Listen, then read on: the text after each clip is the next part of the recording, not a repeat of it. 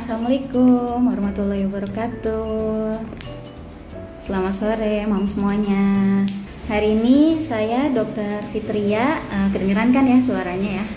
Saya Dr. Fitria bersama narasumber kita kali ini, yaitu beliau adalah dokter spesialis saraf, Dr. Margareta. Beliau merupakan dokter di Klinik Mutiara Ciputra. Nah, Mams, hari ini kita akan membahas tentang materi yang sangat baru yang harus dipantengin terus IG live-nya sampai akhir video ya, Mam. Nanti kalau mau tanya-tanya boleh tulis pertanyaannya di kolom komentar ya. Oh ya, tema kali ini benar-benar tema yang super baru ya, karena ini mengenai tentang penyakit saraf yang dibawakan oleh narasumber kita, Dr. Margareta, spesialis saraf. Halo, selamat sore dokter. Selamat sore. Aduh, punten dok, ganggu waktunya. Terima kasih dok, udah mau menyempatkan waktunya buat sharing sama kita semua tentang penyakit saraf ya dok. Dok, mangga ya. Dok, boleh diperkenalkan nama dokter siapa, biasa dipanggil dokter siapa gitu dok, mangga dok. Iya, oke. Selamat sore. Ini nyebutnya apa nih? Nyebut ininya? Moms. Moms, oke. Selamat sore, Mam. Perkenalkan, nama saya Dr. Margareta. Saya biasa dipanggil Dr. Tata. Oke, dokter ya. Dok, hari ini kita mau bahas nih dok. Tema kita kali ini benar-benar tema yang baru banget nih dok di Klinik Mutiara Ciputra, yaitu tentang ayo kenali penyakit saraf mulai dari sekarang. Nah, secara umum kan ya dok, sistem saraf ini kan sangat banyak ya dok, sangat luas apalagi di dalam tubuh, yang memiliki peranan penting fungsinya di dalam tubuh, yaitu mengatur aktivitas kegiatan di dalam tubuh, baik yang kita sadari maupun yang tidak kita sadari. Contoh kecilnya seperti saat kita membuka mata, menutup mata, bernapas, menelan, semua kan dikoordinasikan oleh sistem saraf nih dok. Nah, jika sistem saraf ini mengalami gangguan dok, akan menimbulkan suatu penyakit ya dok ya.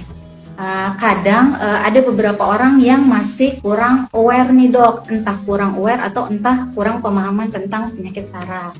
Nah dok, dokter Tata, hari ini kita pengen tahu nih dok penjelasan secara langsung dari dokter spesialis saraf tentang apa sih penyakit saraf itu, terus macam-macamnya apa aja yang sering kita temui dan kita hadapi di sekeliling kita dok.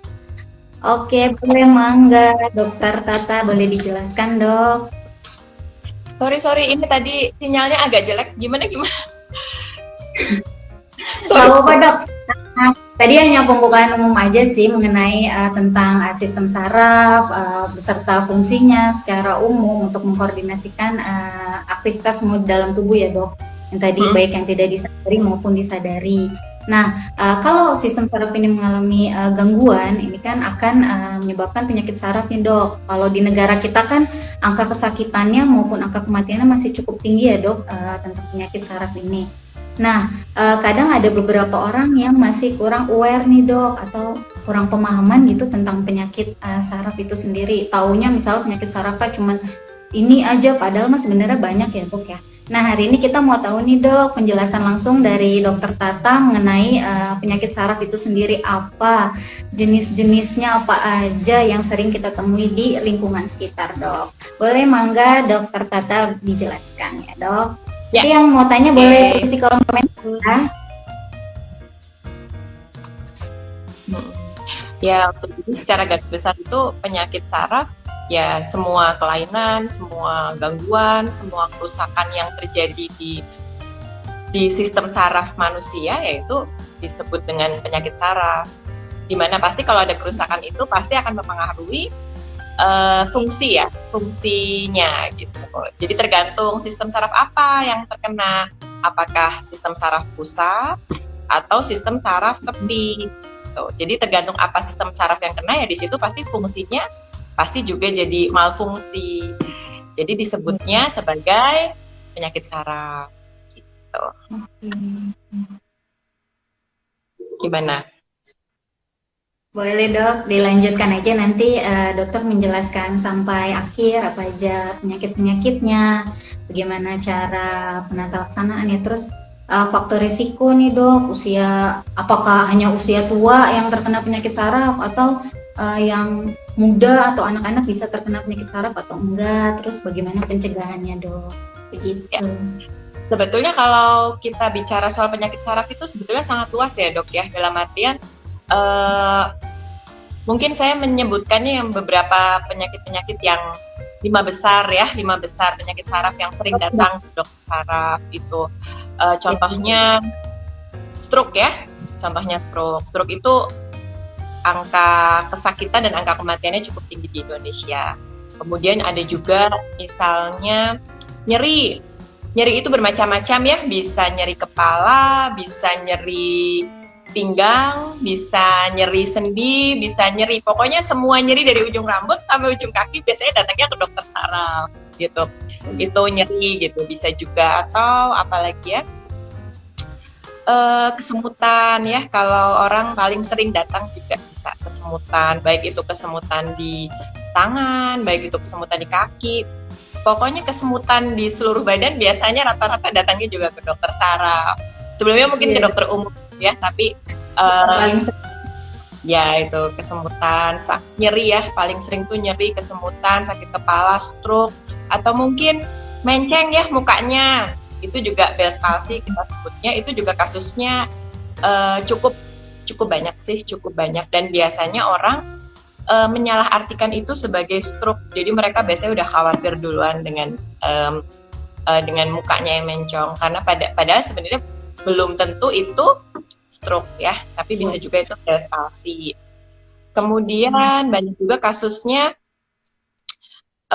kejang ya, kejang. Kalau orang Sunda ngomongnya apa ya? Ayam. Epilepsi ya. Epilepsi itu kejang ayan dok biasa ya orang awam tuh. Ayan gitu, kejang. Epilepsi itu kasusnya juga cukup banyak. Dan sayangnya kejang itu tidak selalu wujudnya tuh bukan yang kayak orang dulu yang selalu pelojotan gitu ya, selalu berbuih dan semuanya. Tidak selalu seperti itu sayangnya. Jadi ada yang wujud kejang itu hanya pingsan gitu, atau misalnya hanya tangannya yang suka bergerak sendiri gitu juga bisa. Itu sih menurut saya beberapa kasus yang cukup banyak ya di poliklinik. Kalau ditanya golongan, kayak contoh usia gini, misalnya apakah hanya usia tua dok atau usia muda nih ternyata bisa, yang tadi tentang Bell's palsy nih dok, menarik nih dok, mukanya mencong, orang nganggapnya stroke gitu dok. Kalau dilihat dari segi usia ya tergantung dari jenis penyakit sarafnya apa. Contohnya yang paling sering ditanyakan itu misalnya stroke ya. Stroke memang kalau secara teori ya paling pasti lebih banyak pada usia tua, karena kan mereka pasti punya faktor resikonya lebih banyak dibandingkan usia muda. Tapi tidak menutup kemungkinan stroke bisa terjadi pada usia muda, dan saya hampir selalu setiap hari itu menemukan kasus stroke pada usia muda. Jadi usia-usia 30-an itu sudah kena stroke, itu banyak. Jadi tidak bisa dibagi-bagi ya, cuma memang paling terbanyak pasti usia di atas 60 tahun ya, kalau untuk stroke contohnya.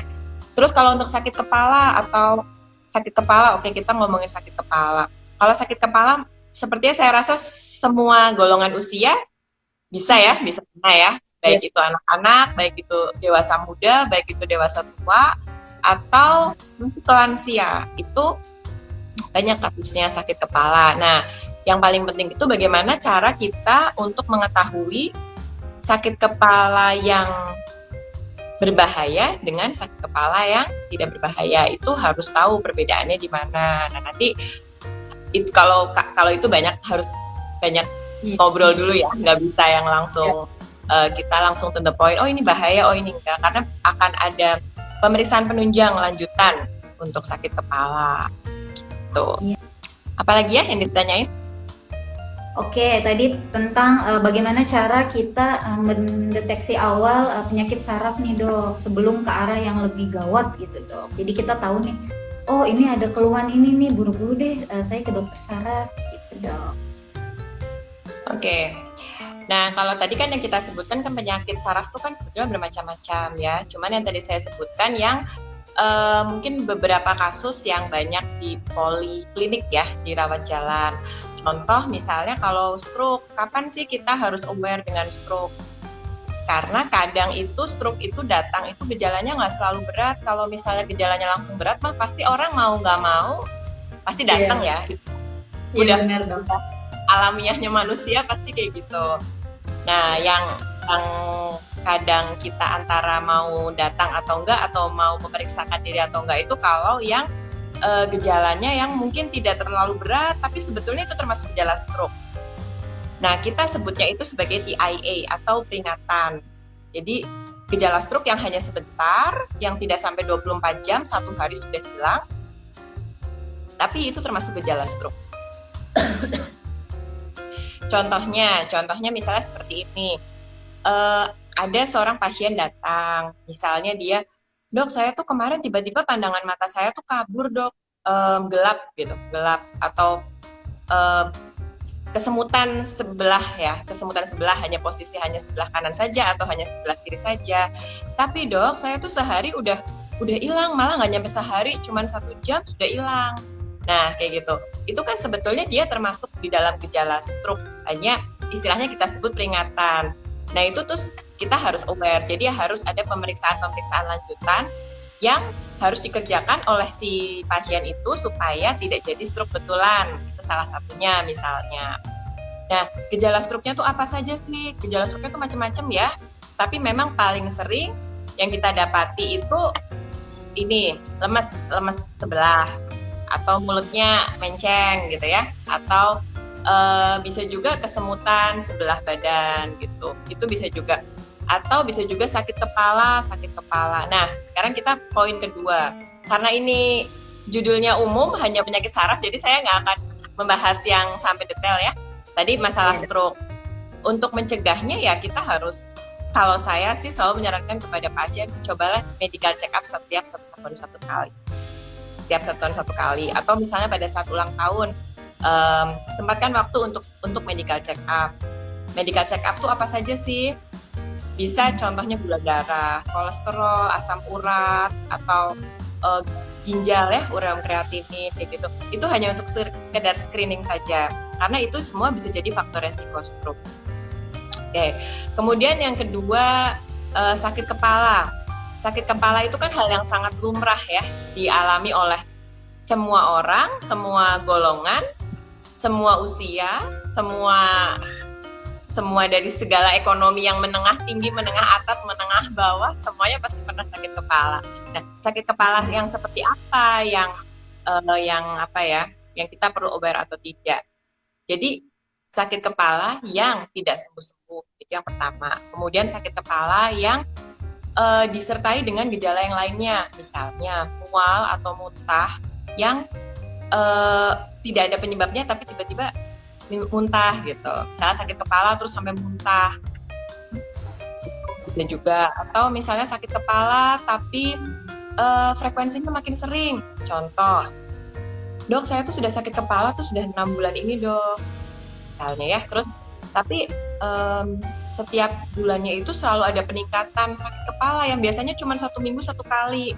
Tapi kok sekarang ini jadi 1 minggu jadi 2 kali, 1 minggu jadi 3 kali. Malah yang terakhir nih hampir dalam 1 hari itu serangannya sampai beberapa kali. Saya udah biasa minum obat X, biasanya minum obat X-nya tuh 2 biji, sekarang tuh hampir 4 biji, 5 biji, 6 biji. Berarti kan ada peningkatan ya. Itu kita harus mulai aware lah ya ke diri sendiri. Terus ada sakit kepala yang disertai dengan gejala lain. Misalnya sakit kepala yang disertai dengan gangguan penglihatan, atau sakit kepala yang disertai dengan gangguan pendengaran. Itu bisa juga itu kita harus aware kalau itu bukan sakit kepala yang biasa. Terus apalagi ya? Pengen dibahas soal apa? Dok, kalau orang kan anggapannya saraf kejepit nih dok, datang sakit pinggang nih dok, sakit pinggang. Oke, pemeriksaan ini semua orang selalu bilangnya kayak, ini dok, saraf saya kejepit ya dok. Ini maksudnya pemahaman untuk orang awamnya itu seperti apa dok?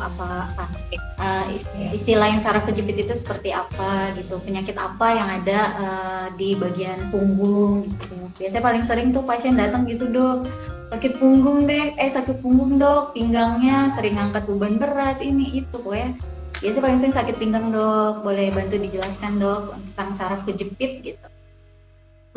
Oke, kalau sakit pinggang ya, kalau sakit pinggang itu memang hal yang sangat lumrah sih. Bahkan dokternya sendiri saya yakin juga mengalami sakit pinggang ya. Karena kan pinggang itu kan memang apa ya, satu bagian tubuh yang dia tugasnya itu sangat berat, menopang berat badan, dan di situ kan memang full dengan otot ya, jadi sangat riskan memang untuk bisa terkena sakit pinggang. Nah, tapi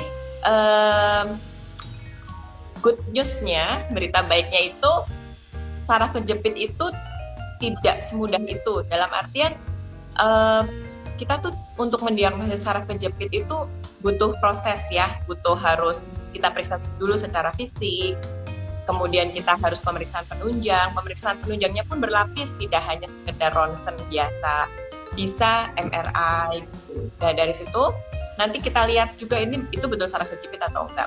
Dan pada kenyataannya memang kebanyakan justru bukan saraf kejepit, malah hanya sekedar otot saja. Jadi radang otot yang kambuh-kambuhan ya, Jadi memang paling banyak menurut saya sih itu penyebabnya. Jadi kalau untuk penyebab saraf kejepit sendiri itu sedikit sih kasusnya, lebih banyak masalah otot. Dan memang kalau untuk saraf kejepit sendiri itu biasanya tidak hanya sakit pinggang saja, pasti dia ada keluhan lain. Misalnya keluhan sensorik. Ya, keluhan sensorik itu maksudnya seperti sakit pinggang tapi ada rasa contoh ya, ada rasa menjalar ke bawah ke kaki gitu. Atau misalnya ada rasa baal jadi ada sakit pinggang tapi ada juga rasa baal nih sampai ke betis, sampai ke paha kayak gitu. Itu juga bisa mengarah ke saraf kejepit, tapi tidak selalu. Jadi memang sebaiknya kalau mau untuk mendiagnosis sakit pinggang karena saraf kejepit itu memang harus ke dokter saraf terlebih dahulu, karena yang bisa mendiagnosis itu ya dokter saraf. Dan nanti kalau memang betul itu saraf kejepit, kita harus pastikan dia sudah derajat berapa, sudah seberapa parah, itu nanti bisa kita konservatif atau harus operasi. Nah ada yang perlu mams tahu ya, untuk saraf kejepit yang berbahaya itu terus yang seperti apa gitu. Misalnya saraf kejepit tapi ada gangguan buang air kecil dan ada gangguan buang air besar, itu tuh juga salah satu yang harus segera dibawa ke gawat darurat kayak gitu. Jadi itu bukan saraf kejepit yang biasa kayak gitu. Nah itu Mom, jadi kalau yang sakit pinggang selalu dikaitkannya dengan saraf kejepit dok. Kalau datang ke kita, ini apa saraf kejepit ya dok gitu. Padahal kan pemeriksaannya tadi yang dokter jelaskan ya, nggak yang kita datang wawancara, anamnesis, pemeriksaan fisik, oh ini saraf kejepit kan, nggak gitu ya dok. Tadi dokter bilang pemeriksaannya pun sangat berlapis ya dok, nggak hanya ronsen torak, tadi ada MRI. Jadi buat mom semua, jadi jangan keliru ya tentang saraf kejepit. Nah dok, kalau kita bilang nih tentang tata laksananya gimana sih dok dalam menangani penyakit saraf? Pasti kan berbeda-beda ya dok tiap penyakit. Jadi yang dokter bilang luas banget nih penyakit saraf, nggak cuma 1, 2, 3, itu nih. Kan ada banyak banget ya dok penyakit saraf. Nah kalau tata laksana nih dok, penyakit yang paling sering aja datang ke poliklinik dokter, biasanya tata laksana itu seperti apa? Apakah hanya obat ataukah ada terapi khusus? Gitu dok. Tergantung kondisi. Tata laksana pasti harus dilihat dari kondisi pasien sendiri ya. Dan contohnya misalnya yang paling gampang apa ya, nyeri ya. Paling gampang pasien itu rata-rata kan datang dengan nyeri. Nyeri apapun, harus nyeri pinggang, bisa nyeri kepala, bisa nyeri kaki, bisa nyeri sendi, bisa nyeri otot, bisa nyeri pinggang dan semuanya. Nah biasanya kalau untuk dokter saraf sendiri itu kita kayak punya ukuran sendiri ya, untuk mengetahui seberapa beratkah pasien datang, seberapa beratkah nyeri yang mereka rasakan pada saat datang ke kita gitu. Nah dari ada istilahnya visual analog scale, jadi nanti ada range 0, 1, 2, 3, 4, 5, sampai 10. Nanti biasanya pasien suruh tunjuk nih, Bapak ada di angka nomor berapa sakitnya. Tapi biasanya sih rata-rata pasien pasti nyebutnya angka 10 sih. Padahal sebenarnya juga nggak gitu-gitu amat gitu ya. Cuman ya saya paham sih, mereka pasti kan pengen, saya naikin deh angkanya biar segera diobatin ya. Tapi sebetulnya kan kita sendiri juga sudah bisa memahami lah. Oh ini pasien datang dengan keluhan nyeri yang sedang, yang ringan, sedang atau berat. Nah dari situ nanti modal untuk mengobati pasiennya mau seperti apa. Bisa hanya dengan oral, obat-obatan, atau bisa juga dengan injeksi. Atau memang kalau misalnya diperlukan ya kita bisa rujuk ke saraf. Kan sekarang kan ada seperti intervensi gitu ya, untuk neurointervensi gitu, atau ke bedah saraf mungkin bisa juga. Jadi operatif gitu. Tergantung dari kondisi itu pasien datang seperti apa kondisi. Ya benar, tadi yang dari dokter katakan memang namanya tata laksana ya dok, sesuai penyakitnya ya dok ya, apa yang dirasakan pasien, kondisi seperti apa, dan itu yang biasanya dokter spesialis saraf akan tata laksana. Entah intervensinya apa itu tergantung dokter spesialis sarafnya. Nah dok, setelah tata laksana tadi juga ada kaitan banyak pertanyaan, bagaimana cara kita mencegahnya nih dok? Ini kan pasti luas banget ya dok, mencegah apa nih, penyakit yang mana nih? Ya secara umum aja sih dok, bagaimana cara kita mencegah supaya kita terhindar dari penyakit saraf gitu dok, apapun itu dok. Ini sebenarnya pertanyaannya luas banget ya, cuman ya intinya mah kalau pencegahan itu intinya silakan pola hidup sehat dan pola makan sehat. Itu bisa untuk mencegah tidak hanya sekedar penyakit saraf, tapi juga penyakit pada umumnya lah, penyakit keseluruhan, bisa penyakit jantung, bisa yang sekarang ya, yang lagi sekarang booming kan COVID gitu, bisa pola makan sama pola olahraga ya, pola hidupnya diperbaiki. Jadi nggak bisa yang santai kayak di pantai, itu udah nggak zaman sih kalau saya bilang. Benar. Udah pola hidup sehat udah paling bagus ya dok ya, makan yang benar, apalagi di tengah pandemik ya dok, butuh imun yang bagus. Oke dok, dokter kira-kira ada yang mau ditambahin nggak? Kalau misalnya cukup dari dokter, kita langsung ke sesi tanya jawab nih dok. Udah ada beberapa penanya. Iya nih langsung aja sambil ini biasa ada sharingan nanti. Oke dok, dari Cinta Susi, pertanyaannya jadi gini dok, nenek saya usia 80 tahun, kalau malam suka terbangun dari tidur ya tiba-tiba kram di bagian paha dalamnya. Itu kenapa ya dok? Yang tadi dok kram malam-malam neneknya suka bangun dok. Oke. Iya sih, keluhan kram itu sebetulnya keluhan yang sangat wajar ya yang dialami. Memang kebanyakan pada lansia. Biasanya mereka selalu datang tuh dengan keluhan kram, dan biasanya juga pada saat tidur.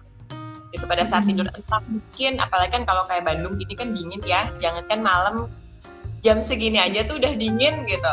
Nah itu tuh cenderung memang lebih mudah untuk kram. Jadi sebetulnya kram itu kan berhubungan dengan otot ya, kalau mau ditanya itu kenapa, ya saya juga susah jawabnya karena saya tidak periksa secara langsung. Saya juga harus tahu penyakit yang mendasari dari nenek tadi itu, penyakit yang mendasarinya beliau tuh apa, atau misalnya apakah mungkin punya penyakit gula darah atau diabetes, itu juga mempengaruhi kram secara tidak langsung. Atau bagaimanakah dia elektrolitnya bagaimana, kalsiumnya kah, atau kaliumnya kah, magnesiumnya apa gitu kan, bagaimana asupannya secara tidak langsung pun gangguan elektrolit bisa menyebabkan kram. Jadi kalau ditanya kenapa, ya memang harus diperiksa terlebih dahulu. Tapi intinya kalau kram itu berhubungan dengan otot sih. Biasanya kalau saya penanganan pertamanya selalu saya sarankan untuk sebelum tidur itu dibalur dengan hangat cenderung panas dan dimasaj terlebih dahulu. Setelah itu baru tidur seperti itu. Tapi kalau memang kramnya itu sangat mengganggu sekali, ya memang harus dibantu dengan obat-obat pelepas otot. Itu Ibu Cinta Susi, kalau ingin tahu lebih jelasnya bisa datang ke Dokter Tata ya di KMC. Biar diperiksa neneknya. Lanjut nih dok, dari Risole Bandung. Ini tadi dokter udah menjelaskan ya dok tentang Bell's palsy. Kira-kira apakah Bell's palsy ini bisa sembuh total dok? Oke, Bell's palsy bisa sembuh total? Dijawabnya bisa. Bisa ya, karena memang Bell's palsy itu kan sebetulnya sifatnya sementara. Dan kalau misalnya Bell's palsy itu terkena pada usia muda, itu hampir pasti sih bisa sembuh total. Biasanya sekitar 1-2 bulan lah bisa sembuh total. Nah, tapi kalau Bell's palsy yang terjadi pada lansia, atau misalnya Bell's palsy yang ada penyebab organiknya, misal contohnya tumor gitu, ya penanganannya sudah lebih kompleks ya. Kalau disebut sembuh total itu ya mungkin berbeda dengan yang Bell's palsy yang tidak ada penyebab organiknya. Dan atau misalnya gini, Bell's palsy pada usia tua, sedangkan si pasien itu dia punya diabetes. Itu juga tantangan tersendiri juga untuk pengobatan Bell's palsy. Tapi kalau ditanya bisa sembuh, bisa. Cuman ada syarat dan ketentuan berlaku. Benar.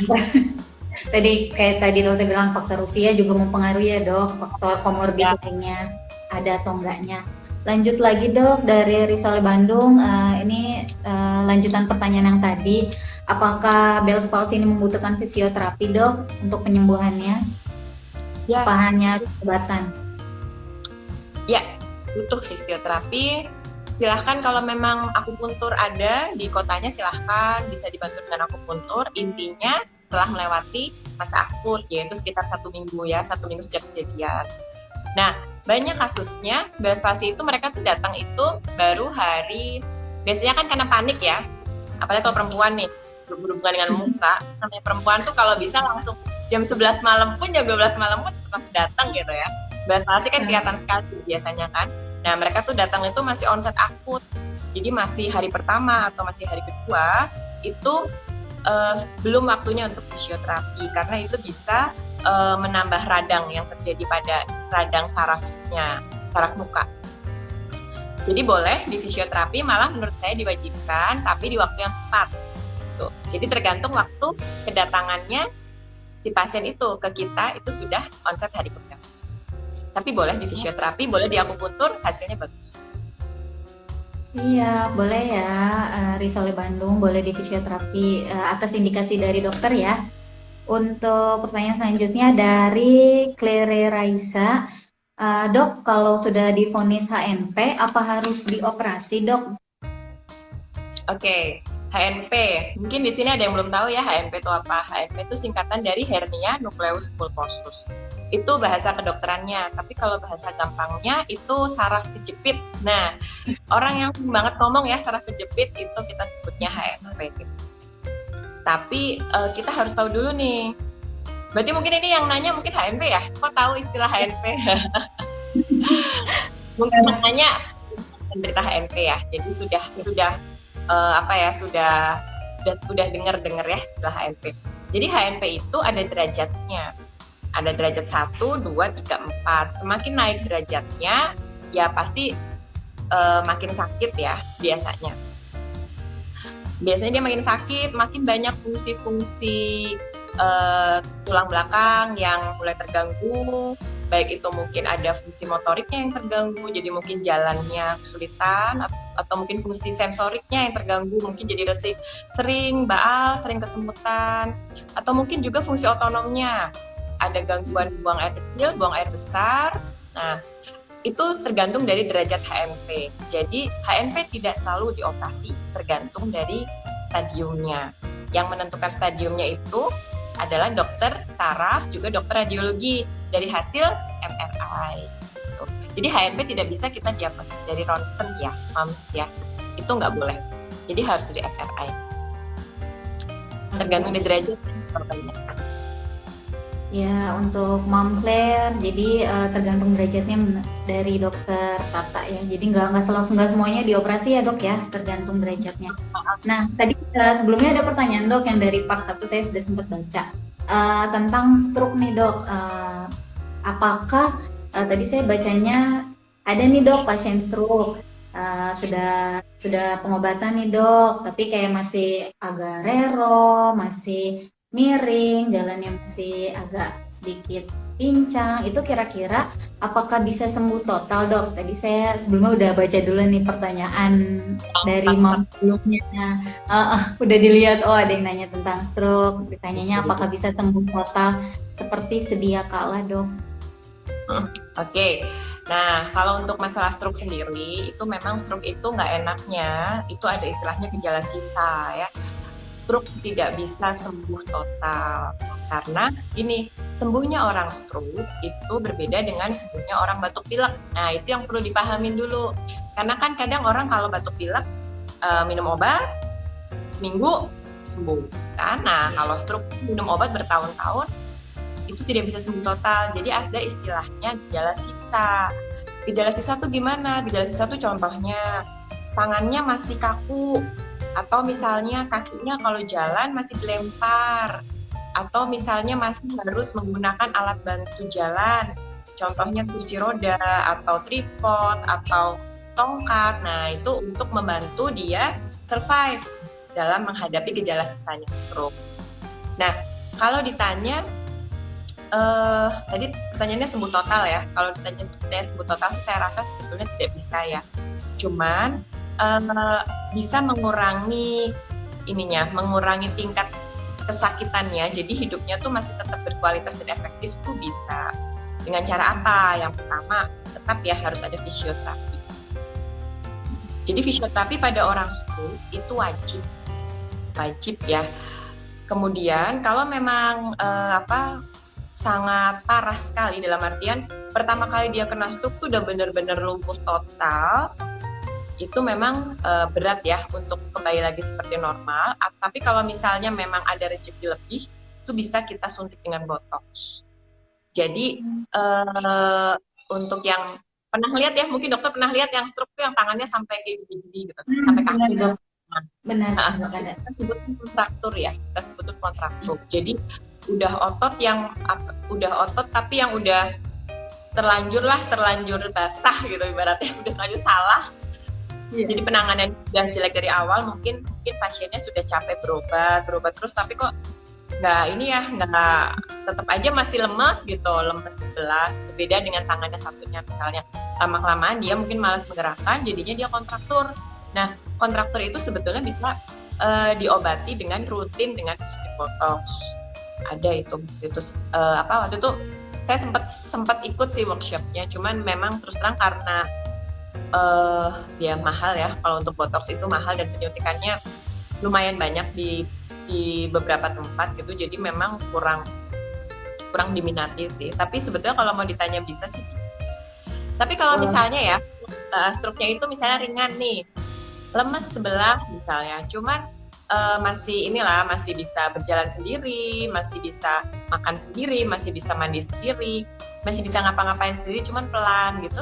Biasanya cukup dengan fisioterapi sudah bisa kembali lumayan lah. Tapi kalau untuk total tidak bisa.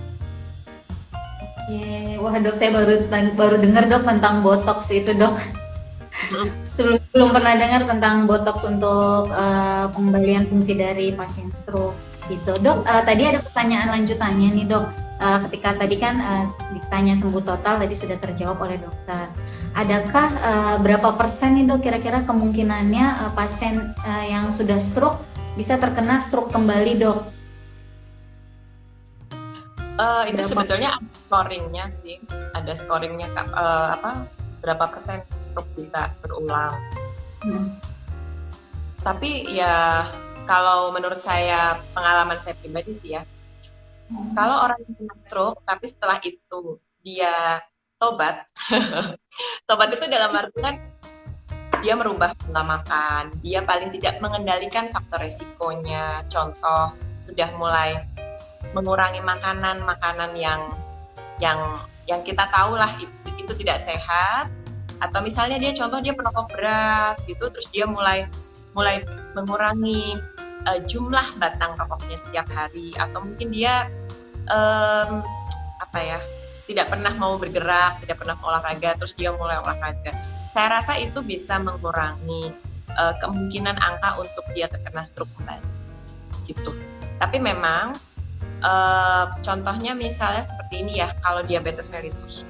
Diabetes mellitus itu hampir linknya tuh kuat sekali untuk kena stroke. Jadi biasanya untuk orang-orang yang kena diabetes mellitus itu dalam tanda kutip tinggal tunggu waktu untuk kena stroke gitu. Nah, kalau si orang itu bisa menjaga kadar gula darahnya itu dengan baik, dia rutin berobat, dia rutin olahraga, sehingga kadar gulanya itu cukup stabil, itu juga kemungkinan untuk kena stroke yang kedua kalinya itu juga lebih kecil. Gitu. Tapi kalau ditanya persentase sih ada scoring. Oke, tadi ada scoringnya ya dari dokter Tata. Jadi nggak semuanya ya dok ya, tergantung scoringnya seperti apa. Nah dok, ada lagi pertanyaan dari si Karamel. Dok, apabila terlalu sering sakit kepala nih dok, apakah bisa dipengaruhi oleh saraf dok? Oke. Sebenarnya kalau pertanyaan seperti ini itu susah juga sih ya ditanyanya, dalam artian sakit kepala itu kan bermacam-macam. Ada yang penyebabnya dari otot, ada yang penyebabnya dari pembuluh darah, ada yang penyebabnya dari tumor, ada yang penyebabnya dari psikis. Jadi kalau dipengaruhi oleh saraf kok, ya saya rasa ya pasti ya bisa aja dipengaruhi oleh saraf, bisa. Cuman kembali lagi kita harus diperiksa secara langsung, harus anamnesis, pemeriksaan fisik langsung, sehingga kita tahu nih penyebab sakit kepalanya dari apa. Cuman gini ya, saya sekalian ngomong, untuk sakit kepala itu tenang aja ya. Jadi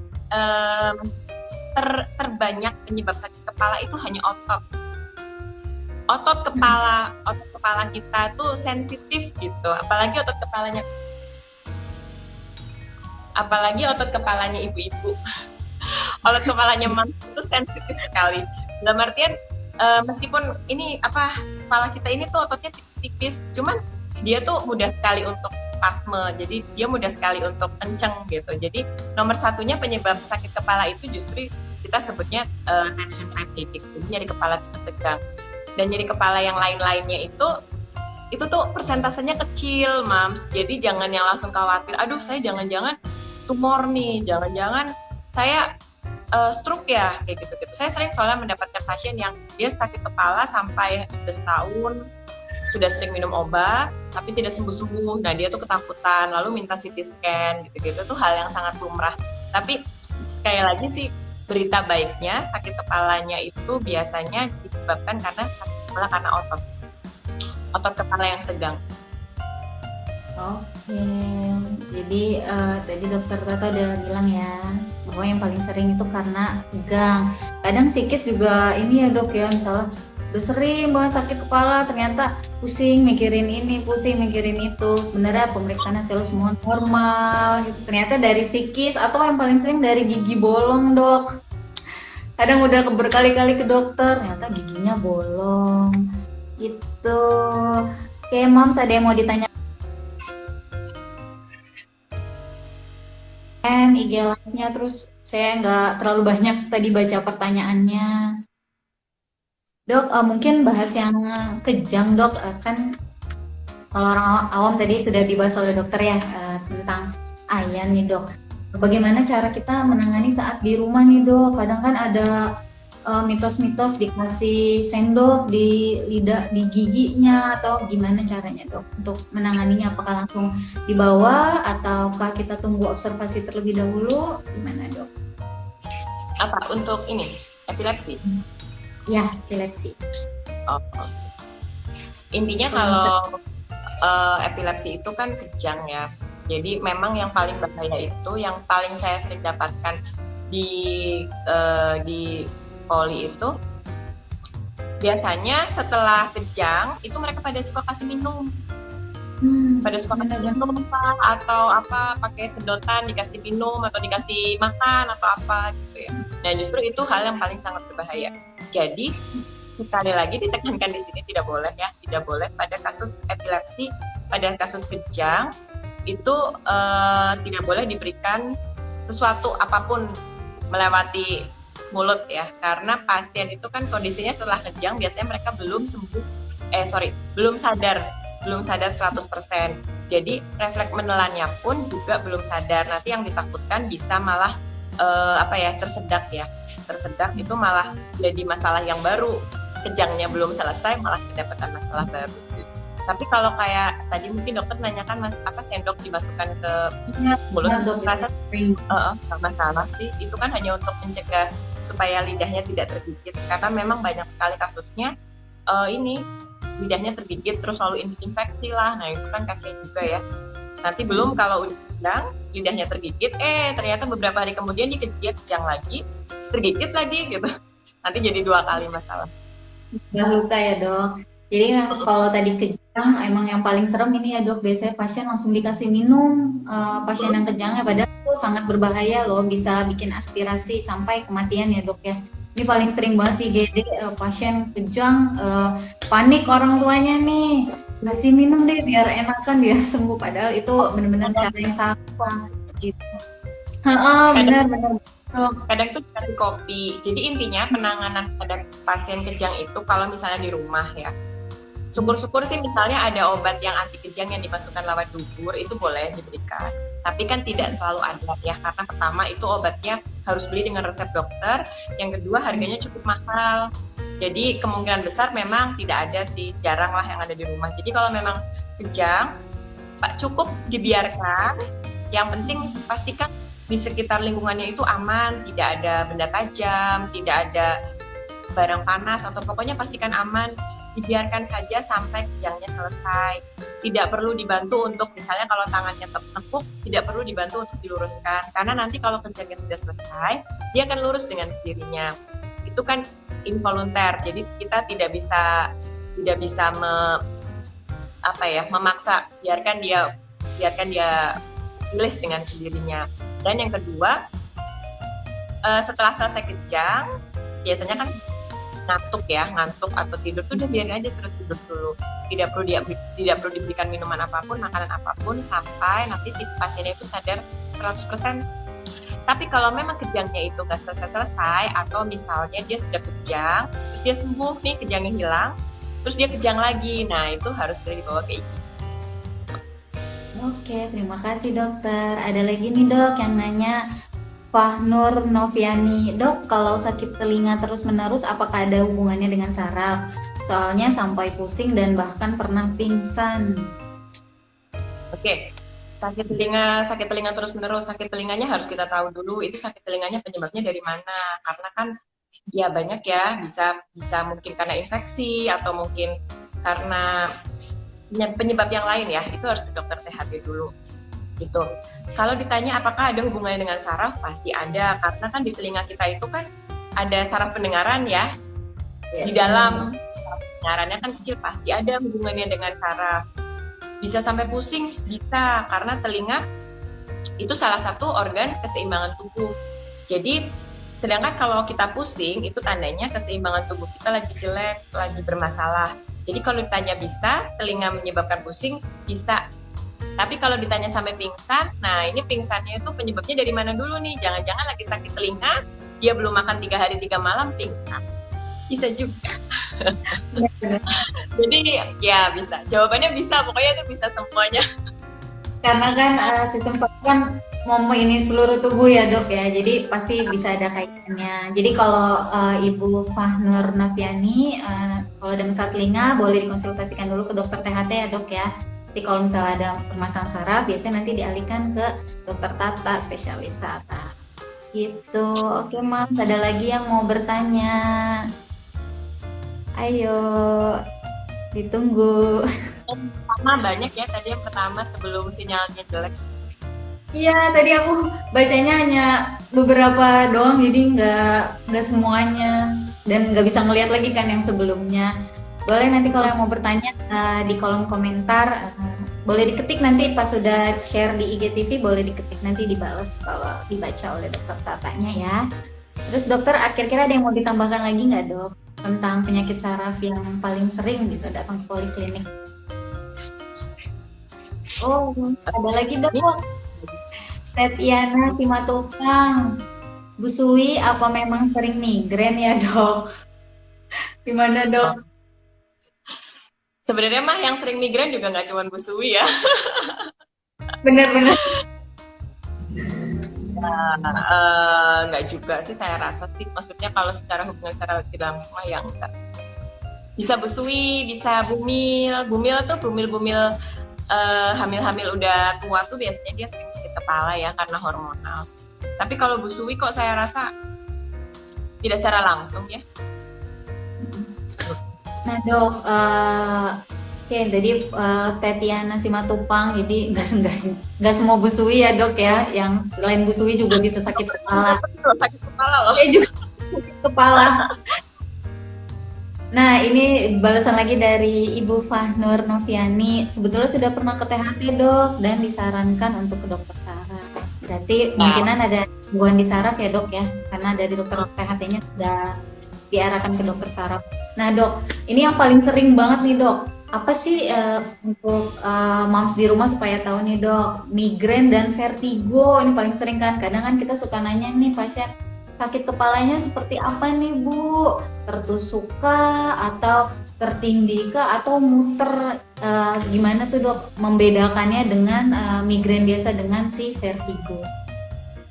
Ya oke. Jadi kalau orang bilang sakit kepala itu dokter sarafnya biasanya nangkapnya dia kita sebutnya sefalgia. Nah, tapi kalau pusing berputar atau seperti dunia tuh gempa atau merasa kalau jalan itu kayak limbu, kayak orang mabok, kita sebutnya vertigo. Jadi memang penting ya. Sebenarnya sih nggak bukan hanya dokter saraf sih ya, dokter umum pun juga harus sudah paham perbedaan di antara dua itu karena penyebabnya berbeda dan tata laksananya pun juga berbeda. Jadi pasien sedikit banyak juga harus kita edukasi. Ini yang mana nih sakit kepalanya gitu. Cuman seringnya pasien itu menyebutkan dua-duanya, ya sakit kepala nyut-nyutan iya, muter iya, terasa kenceng iya gitu. Jadi ya udah deh, akhirnya diobatin semuanya. Gitu.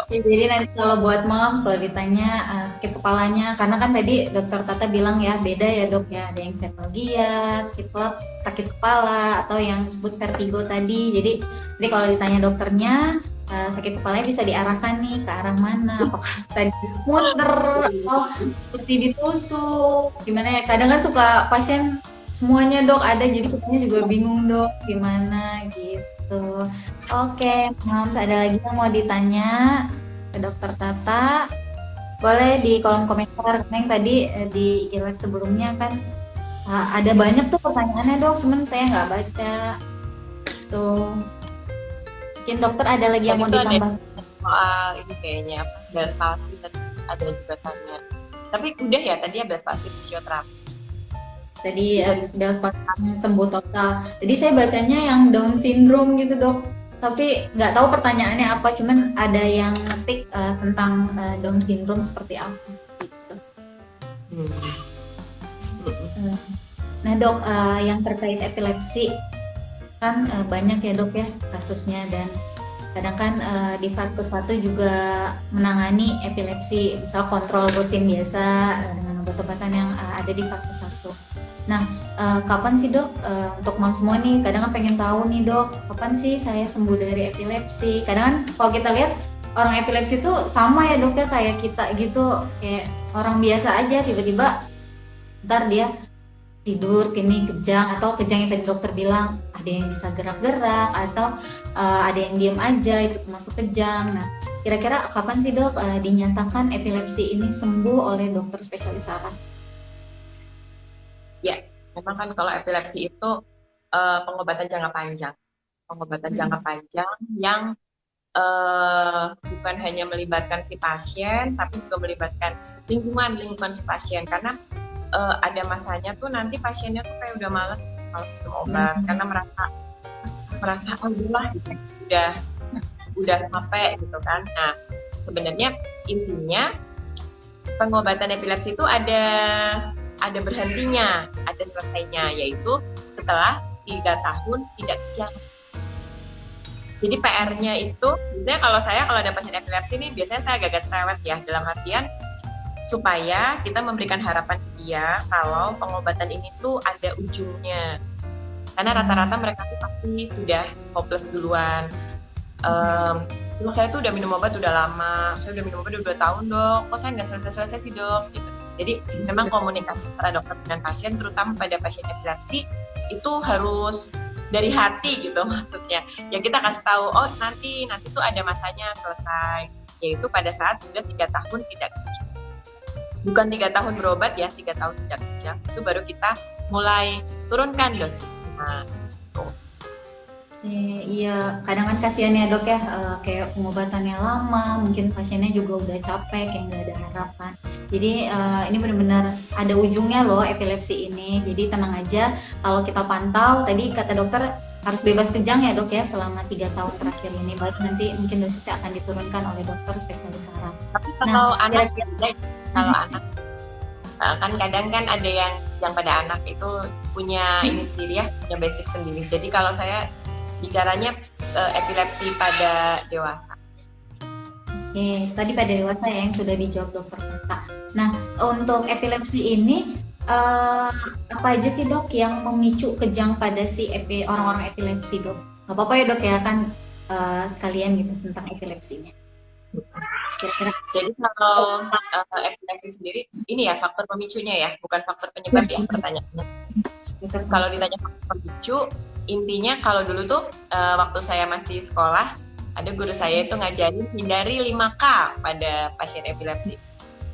Semoga saya nggak lupa ya, kecapean, maleman, kedinginan, kelaparan, satu lagi apa ya, kelelahan kayak.